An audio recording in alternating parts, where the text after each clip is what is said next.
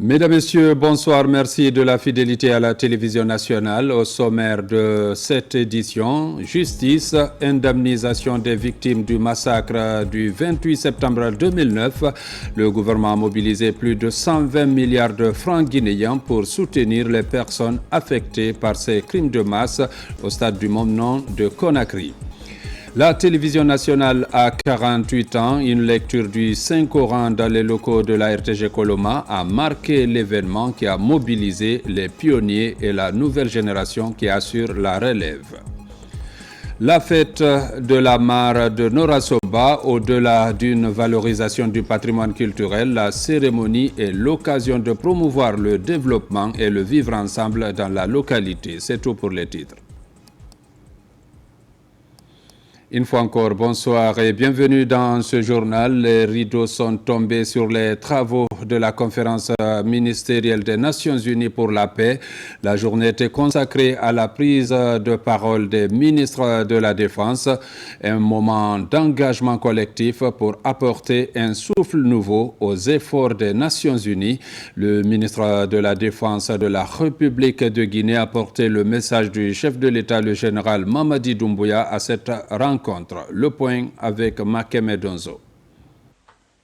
C'est en début d'après-midi de ce mercredi que le général Aboubacar Sidiki Camara, ministre de la Défense de la République de Guinée, est invité à prendre la parole. Un discours succinct mais riche en propositions. C'est justement ce qu'attendaient les Nations Unies de l'ensemble des pays participants. Confrontée de très près aux réalités de l'insécurité, l'Afrique est au centre des attentions. Après avoir présenté une cartographie précise des crises qui secouent le continent, le ministre de la Défense nationale rappelle le rôle avant-gardiste que la Guinée a toujours joué auprès des autres États africains. En dépit des efforts de la communauté internationale, l'insécurité continue de planer sur tous les pays par le fait des menaces de tous ordres. En Afrique, l'insécurité chronique se localise dans la corne de l'Afrique, dans les pays des Grands Lacs, en Afrique centrale et occidentale. En Afrique occidentale particulièrement, après les guerres civiles, les attaques rebelles et les troubles d'ordre politique et plus récemment, après la déstabilisation de la Libye, le terrorisme a transféré son épicentre dans la bande sahélo-sahélienne. L'envergure des défis sécuritaires auxquels le monde est confronté aujourd'hui exige des Nations Unies des innovations pour la mutualisation des efforts. Mesdames et Messieurs, la République de Guinée, qui a déjà connu 2 agressions armées par le passé, vit une paix relative en dépit de la menace de déstabilisation terroriste du fait de la porosité de ses longues frontières terrestres d'environ 3399 km et 300 km de côte maritime. Consciente de ses responsabilités historiques, la République de Guinée a un passé glorieux dans les interventions du maintien de la paix, que ce soit dans le cadre bilatéral ou au sein des Nations Unies. Elle a acquis une riche expérience à la suite des interventions au Congo, à partir de juillet 1960, en Guinée-Bissau, en Angola, au Bénin, au Libéria, en Sierra Leone. La dernière étant sa participation à l'effort de stabilisation du Mali, où son armée a contribué avec une compagnie au sein de la MISMA, puis un bataillon au sein de la MINUSMA pendant 10 ans. Depuis 2021, la République de Guinée se fait de plus en plus entendre sur la scène internationale. Un repositionnement diplomatique qui place le pays au centre de toutes les attentions, comme ici à Berlin. Le général Aboubacar Sidiki Camara met l'occasion à profit pour faire des annonces fortes en termes d'engagement. Nous disposons d'un centre en Guinée spécialement dédié à la préparation des troupes aux opérations de maintien de la paix que la République de Guinée, par ma voix, met à la disposition des Nations Unies. Nous sommes disposés à fournir un bataillon de 650 hommes avec des équipements blindés qui étaient déjà destinés, selon les instructions des Nations Unies, à être déployés à Gao. un bataillon d'infanterie motorisé de 850 hommes, préparé et équipé aux standards des Nations Unies qui avait été certifié par une mission d'expertise, ainsi que 1000 agents de police formés et équipés pour la police des Nations Unies. Je termine en formulant le souhait que les présentes assises parviennent aux résultats escomptés pour une paix durable dans le monde. Des engagements qui retiennent l'attention du secrétaire général des Nations Unies. Antonio Guterres décide de recevoir le ministre guinéen de la Défense pour poursuivre les échanges et remercier les plus hautes autorités guinéennes, notamment le président de la République, le général Mamadi Doumbouya, pour son implication personnelle dans la facilitation des opérations de maintien de la paix. Sur le plan bilatéral toujours, le général Aboubacar Sidiki Kamara a également un entretien avec le ministre de la Défense du Maroc. Le renforcement de la coopération militaire entre les deux pays était au menu de la rencontre. Il a ensuite eu des échanges très fructueux avec le directeur chargé des Nations Unies du côté de la République fédérale d'Allemagne. Justice avec l'indemnisation des victimes des événements malheureux du 28 septembre. Le processus a commencé depuis mardi et va toucher 334 victimes. Pour ce faire, le gouvernement guinéen a mobilisé un montant de 119 milliards 900 millions de francs guinéens. Grâce au chef de l'État, la répartition devient effective. Yaya Kairabakaba, ministre de la Justice, en compagnie de quelques membres du gouvernement, a lancé le processus. Reportage Tierno Younoussaba. Le processus d'indemnisation des victimes des événements du 28 septembre 2009 est lancé. Plus de 119 milliards sont mobilisés par le gouvernement en faveur de 334 victimes. La remise officielle des premiers chèques aux victimes est effective. Le processus se déroule comme indiqué dans la décision du tribunal criminel de Dixine rendue le 31 juillet 2024.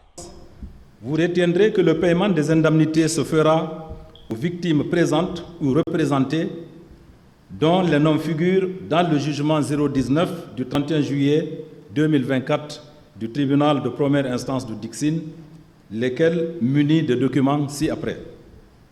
Un document d'identification, carte d'identité, passeport ou extrait de naissance. En cas de représentation, produire un mandat ou une procuration établie par un notaire, accompagné donc de la pièce d'identification du mandant et du mandataire. Présenter une photo actuelle de la personne qui sera collée à la fiche de paiement pour une meilleure visibilité du bénéficiaire. Pour un souci de sécurité des bénéficiaires et de traçabilité de la transaction, les paiements se feront par chèque de banque centrale, quitte aux bénéficiaires de l'endosser au profit de sa propre banque. En termes d'activité, nous avons établi un plan de travail comportant la répartition des victimes en groupes, le groupe des femmes victimes de viol, le groupe des personnes victimes disparues ou mortes, le groupe des personnes victimes de coups et blessures, le groupe de personnes victimes de pillage de biens. L'exécution de cette décision est un geste hautement symbolique pour les victimes des violations graves des droits de l'homme. Cette opération a lieu grâce à la volonté du président de la République, le général Mamadi Doumbouya, qui entend aider les victimes à se remettre des douleurs physiques et psychologiques. Cette étape intervient 15 ans après les crimes du Stade. Aujourd'hui, c'est une fierté pour les victimes du 28 septembre d'avoir ce magnifique geste. Et aujourd'hui, je vous remercie. Je remercie le gouvernement du général Mamadi Doumbouya. Je remercie M. Charles Rouet qui a commencé ce travail. Ça, on le remercie infiniment. Et M. Yaya Kairaba a continué ce travail encore jusqu'à la fin. Ça nous va droit au cœur.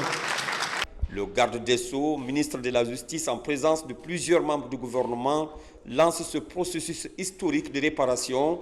Cette mobilisation des autorités marque la détermination de l'État à mener ce processus jusqu'à son terme.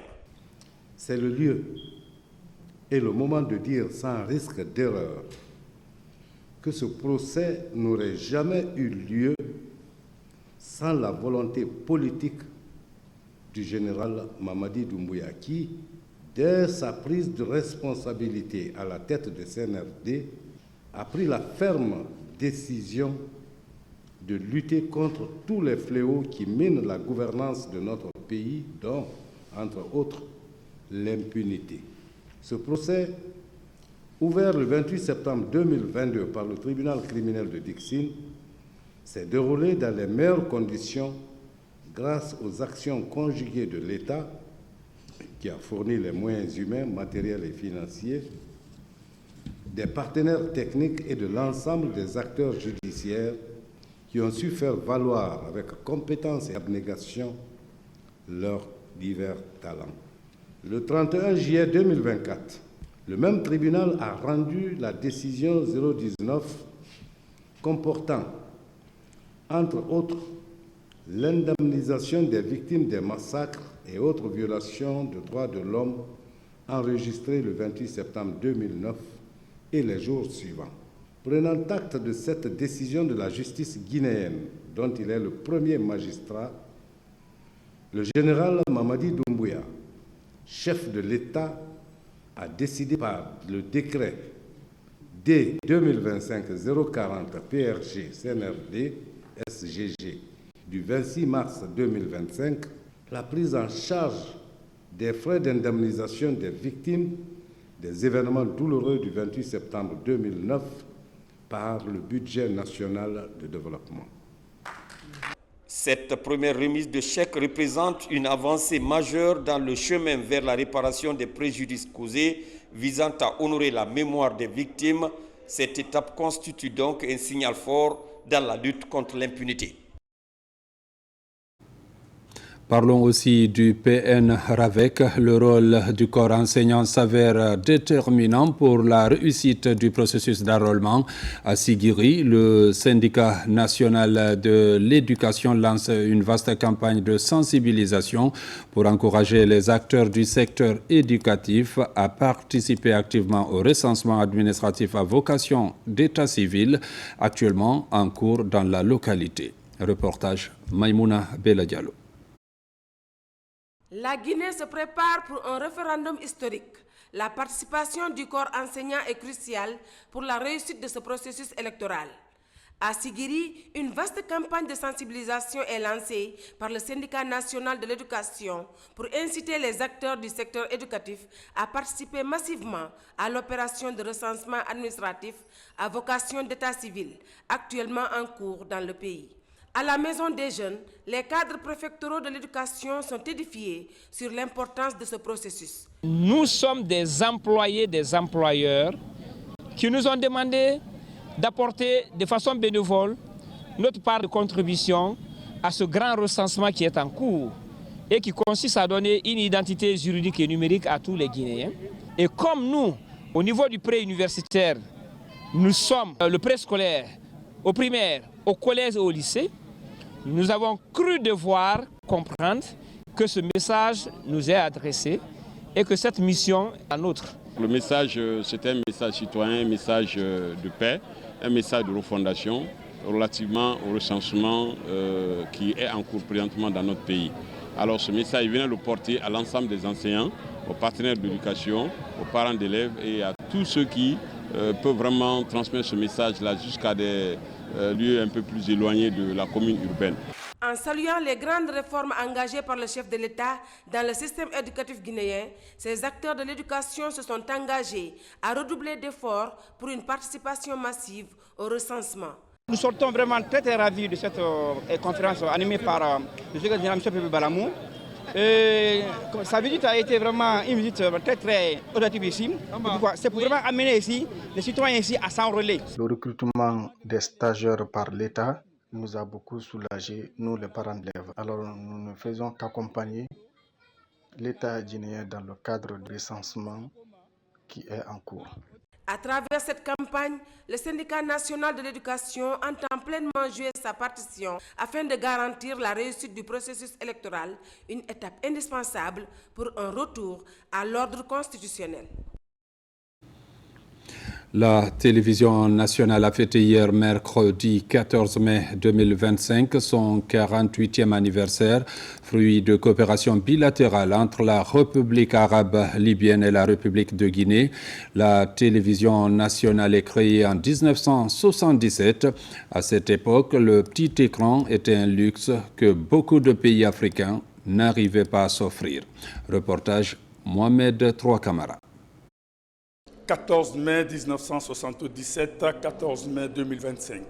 Cela fait 48 ans que la télévision guinéenne a vu le jour. C'est grâce à la brillante prestation du Ballet national Yoluba en Libye que la Guinée a bénéficié de ce petit écran. Pour marquer cette date historique, le département de la communication, à travers la direction générale de la RTG, a initié une cérémonie de lecture du Saint-Coran pour la paix dans le pays. Pour la jeune génération, je voudrais qu'ils nous emboîtent le pas d'apprendre. Ce n'est pas facile. Pour le ministre de l'Information et de la Communication, il a remercié les nouvelles autorités pour les actes déjà posés pour la bonne marche de la RTG. D'abord, je voulais souhaiter bonne fête à l'ensemble des travailleurs, mais aussi rendre hommage à nos dévanciers, aux pionniers de la télévision nationale, à nos aînés qui ont marqué, qui ont fait la gloire et le bonheur de cette télévision nationale. Mais aussi rendre hommage à notre champion, Monsieur le Président de la République, qui depuis le 5 septembre est en train d'apporter vraiment un appui substantiel aux médias du service public.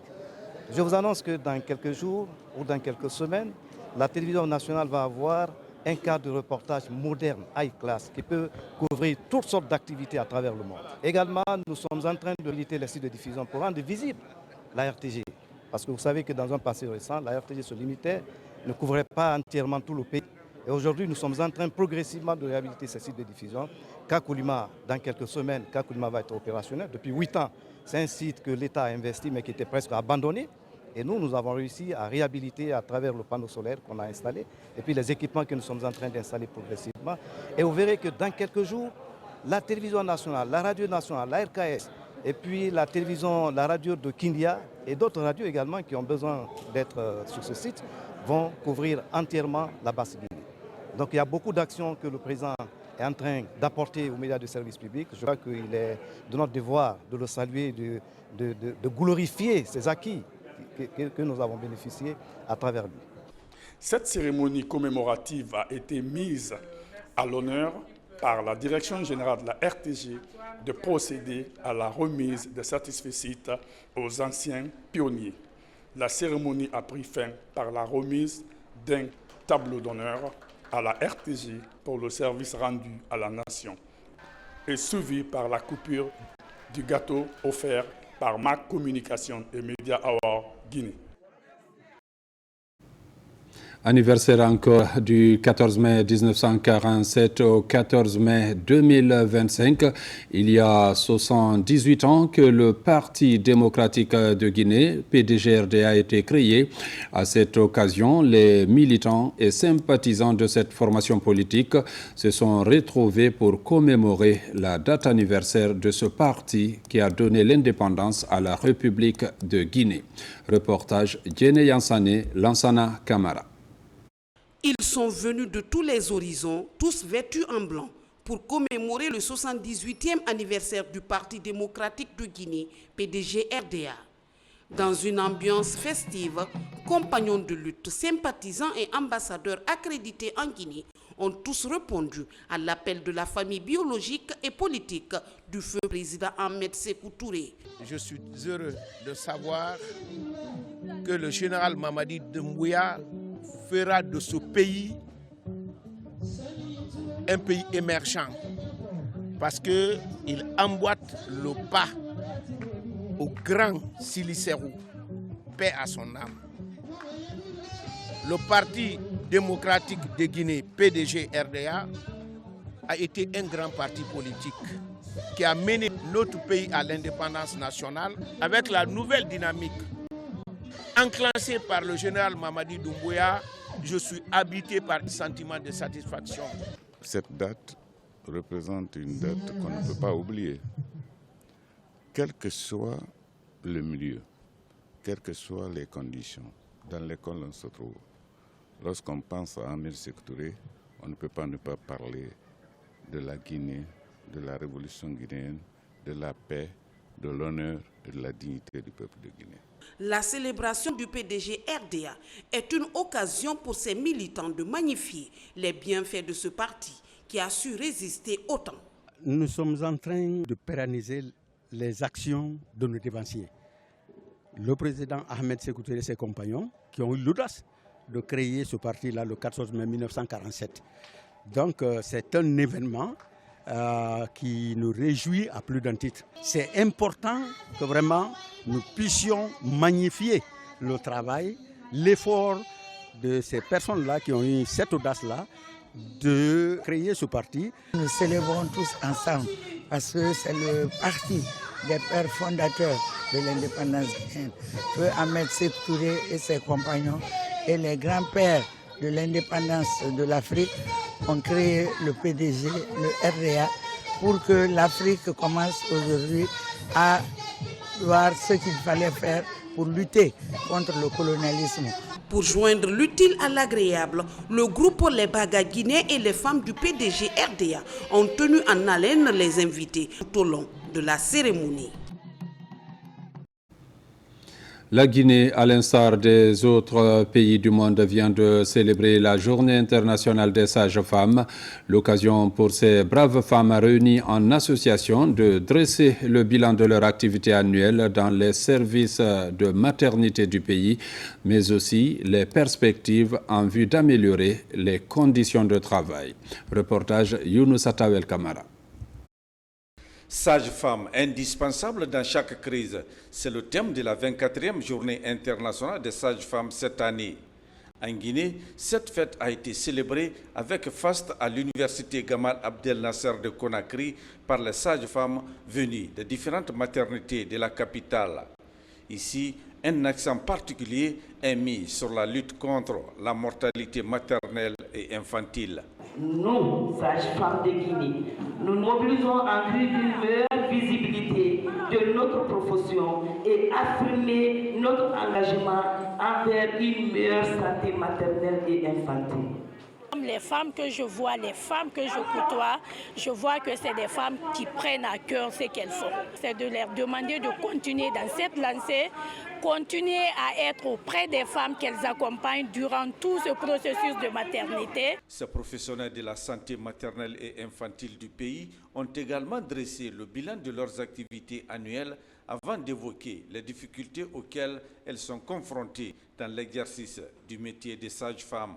La sage-femme a un rôle essentiel à jouer contre la mortalité maternelle et néonatale. Les sages-femmes sont des premières intervenantes essentielles dans les crises humanitaires, délivrant des soins, même dans des conditions les plus difficiles. L'OMS ainsi que les partenaires techniques et financiers se tiennent aux côtés des sages-femmes aujourd'hui et chaque jour. Allons au-delà de la reconnaissance symbolique. Agissons, car les sages-femmes ne sont pas seulement indispensables dans chaque crise, elles sont essentielles à chaque solution. Au terme de la cérémonie, l'Association des sages-femmes de Guinée a réaffirmé son total engagement à assurer une meilleure santé maternelle et infantile dans les différentes structures sanitaires du pays. Protection de l'enfance, une préoccupation du gouvernement et de ses partenaires. SOS Village d'enfants accompagne le gouvernement dans cette noble mission. Des stratégies sont planifiées pour assurer aux enfants du pays une protection digne de nom. 19 associations villageoises d'épargne et de crédit sont même créées dans les communes de Matoto et de Tombolia. Le bilan des résultats obtenus avec Mohamed De Camara. L'un des combats quotidiens du gouvernement tourne autour de la protection des enfants. Depuis des années, il bénéficie de l'accompagnement de son partenaire SOS Village d'enfants. À Matoto, des stratégies sont élaborées pour mieux protéger les enfants dans les 6 quartiers identifiés à l'époque. Aujourd'hui, plusieurs associations villageoises d'épargne et de crédit voient jour à Sangoya, Antafassa, Kisoso, Dapompa, Tombolia et Lansanaya. Les 19 avec ont mobilisé une épargne de 443 510 000 francs pour un montant de 233 692 500 francs octroyés en crédit à ses membres. Les AVEC ont une importance remarquable dans nos communautés. Toutes ces stratégies visent le bien-être des enfants dans les localités des communes de Matoto et de Tombolia. Plusieurs résultats sont obtenus de ce travail initié par SOS Village depuis 2022. Nous sommes là aujourd'hui, c'est pour non seulement présenter le bilan de ces activités passées pour 2024, mais aussi pour faire un plaidoyer envers les autorités communales afin qu'ils puissent venir au secours des femmes qui se battent corps et âme afin de non seulement subvenir aux besoins des enfants, mais aussi pour se prendre en charge et prendre en charge aussi leurs époux. Elles ont pu mobiliser des fonds, faire des épargnes et puis orienter les fonds pour utiliser ces fonds-là à bon escient. C'est en 2022, après consultation, SOS Village d'enfants a identifié des sites d'intervention. Après, plusieurs résultats en faveur de la communauté sont obtenus, entre autres, le renforcement du tissu social et l'équilibre des foyers, l'amélioration de l'éducation, la santé et le bien-être des enfants. Améliorer la gouvernance locale, l'Agence nationale de financement des collectivités appuie les ONG à travers le pays. De la région de l'Abbé, l'ONG ADID vient de bénéficier d'un projet sur les mécanismes de l'engagement citoyen. Pour la réussite du dit projet, les agents ont été outillés et dotés en moyens logistiques. Reportage Marwan Kamara. L'Agence nationale de financement des collectivités fait de l'engagement citoyen un outil pour renforcer la gestion des collectivités locales du pays. À travers ce mécanisme, la gouvernance participative va refléter sur la gestion des ressources orientées vers un développement local durable. La finalité, c'est de pouvoir améliorer les pratiques de gouvernance locale dans ces collectivités, faire participer autant que se peut l'ensemble des acteurs par rapport à la gestion, l'organisation et la fonctionnalité de ces collectivités, et ainsi que associer les services techniques déconcentrés. Ici à l'Abbé, l'ONG Action pour le développement intégré durable est engagée dans la mise en œuvre de mécanismes citoyens. Pour ce faire, 55 collectivités locales de l'Abbé ont bénéficié de l'appui de l'ANAFIC à travers l'ONG ADID. Des motos sont mises à leur disposition pour faciliter l'exécution du projet sur le terrain. Nous allons prendre toutes les dispositions nécessaires pour mener à bonne fin tout ce qui est contenu dans le contrat qu'on a signé avec l'ANAFIC. C'est pourquoi donc il y a eu une première activité qui a consisté à la remise des motos aux 5 superviseurs et aux responsables de la formation. J'ose espérer que ce matériel sera rationnellement utilisé dans l'intérêt supérieur du projet. Encore une fois, soyez rassurés de l'accompagnement continu des autorités à tous les niveaux, ainsi que des services techniques pour atteindre ensemble les résultats escomptés. L'ONG Action pour le développement intégré durable a aussi réussi à outiller les superviseurs et les agents techniques d'encadrement des collectivités dans le cadre de la bonne exécution du projet. Je suis vraiment engagée à exécuter les activités qui me sont confiées. Je prie Dieu d'être vraiment à la hauteur. Il faut rappeler que le projet sur les mécanismes d'encadrement citoyen est financé par la Banque mondiale pour une durée d'exécution d'1 an. La Banque populaire maroco-guinéenne marque un tournant historique dans le secteur financier guinéen avec le lancement de ses nouvelles cartes Visa Balafon et Visa Gold, une révolution conçue pour faciliter les transactions, sécuriser les paiements et booster l'inclusion financière dans un pays où le taux de bancarisation reste un défi. Reportage Souleymane Diaraya Kamara. La Banque populaire maroco-guinéenne vient de lancer ses nouvelles cartes Visa Balafon et Visa Gold. Une innovation majeure pour le secteur bancaire guinéen. Avec un taux de bancarisation encore faible, cette initiative vise à accélérer l'inclusion financière et à moderniser les moyens de paiement. Avec seulement 7 à 23% de la population bancarisée, la Guinée fait face à un défi de taille. La BPMG est l'une des plus anciennes banques de la Guinée. Elle existe depuis plus de 30 ans. Aujourd'hui, nous accompagnons les initiatives de l'État. L'État étant actionnaire de la BPMG. Certes, certaines banques déjà sur le marché ont des produits digitaux, ont des cartes Visa. Nous venons après ces banques-là, mais nous avons marqué le coup par créer déjà de la différenciation. Nous avons des cartes innovantes, nous avons des cartes sécurisées, nous avons des cartes avec des plafonds plus élevés. C'est une dynamique qui va nous permettre de révolutionner cet écosystème en termes de digitalisation, en termes de détention de monnaie électronique. Notez que la Guinée a un niveau de bancarisation très faible par rapport à la moyenne de la sous-région. Et donc l'idée essentielle, c'est de combler ce déficit, se rendre des Guinéens modernes dans la gestion de leur portefeuille financier. En phase avec les ambitions de digitalisation de l'économie nationale, la Banque populaire maroco-guinéenne renforce son engagement en proposant des solutions modernes, accessibles et conformes aux standards internationaux. Depuis très longtemps, on avait des difficultés avec la BPMG puisqu'il fallait se déplacer pour faire des retraits. Parce que les paliers, ça va jusqu'à 8 millions, qui n'est pas négligeable quand même sur le marché guinéen. Et même sur le marché international, puisque ça nous permet de faire des achats, que ce soit en ligne, mais également quand on est en voyage. Donc ça nous facilite énormément les transactions et c'est à féliciter. Ces outils viennent améliorer la bancarisation en Guinée et s'aligner sur les standards internationaux. Si les défis persistent, cette initiative pourrait bien marquer un tournant pour l'économie du pays.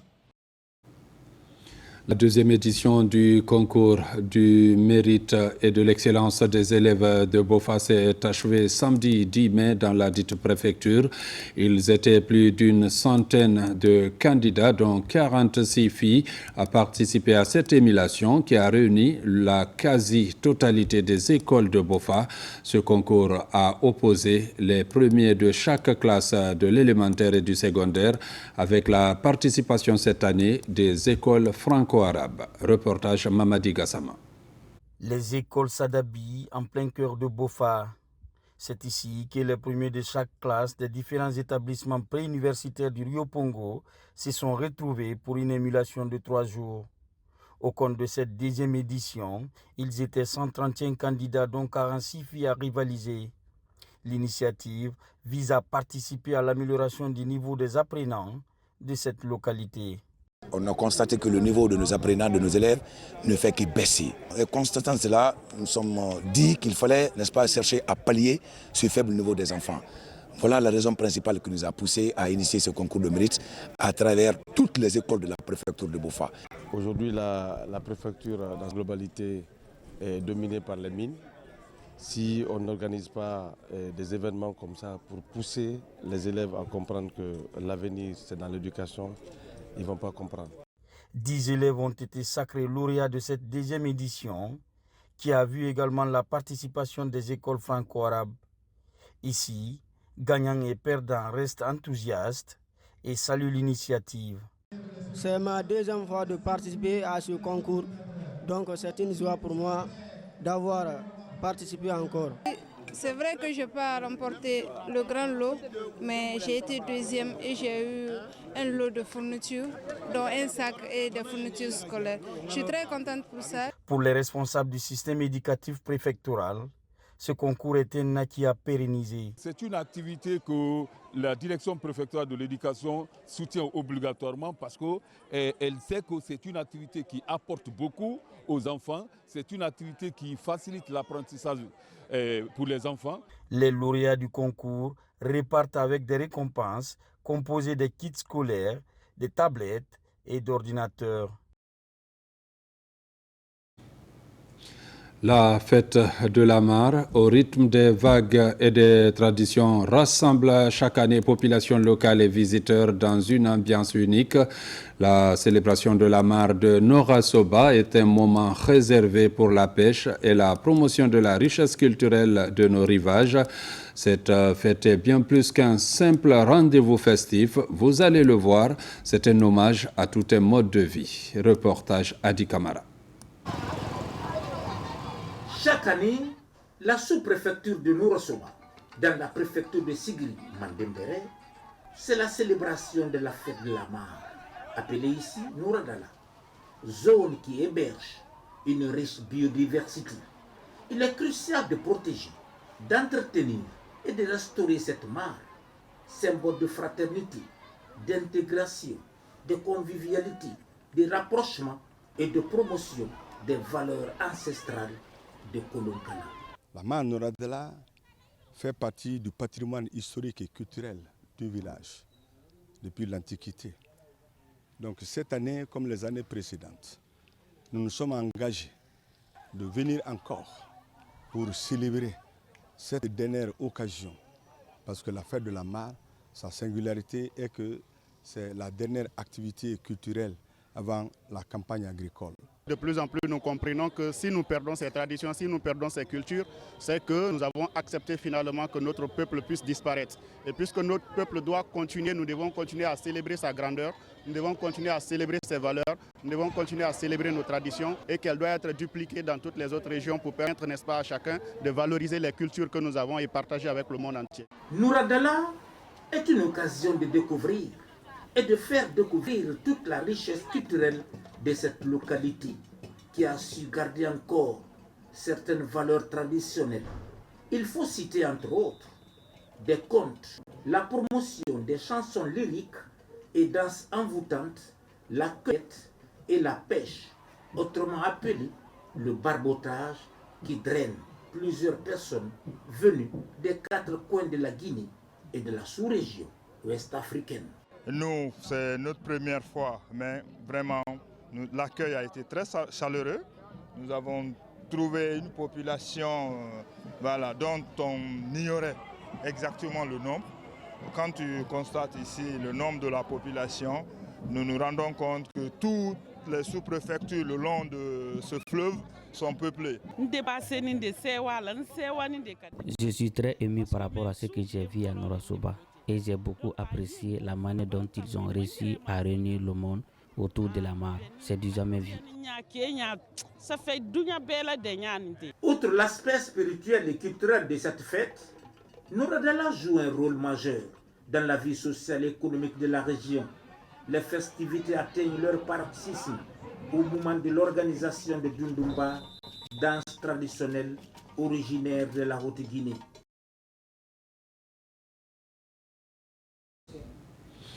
Mesdames, Messieurs, c'est la fin de cette édition. Merci de l'avoir suivi et bonne suite de programmes sur la télévision nationale.